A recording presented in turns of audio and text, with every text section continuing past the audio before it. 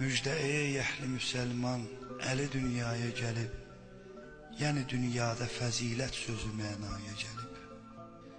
Bir zaman idi ki, Kəbə evini nur aldı, ya Əli kəlməsi hər aləmə avaz saldı.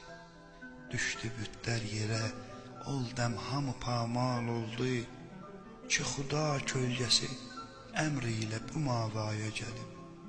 Müjdə ey əhli müsəlman, əli dünyaya gəlib.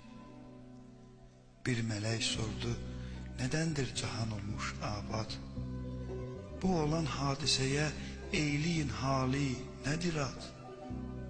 Dedilər, kim idi hər an eləyirdin onu yad?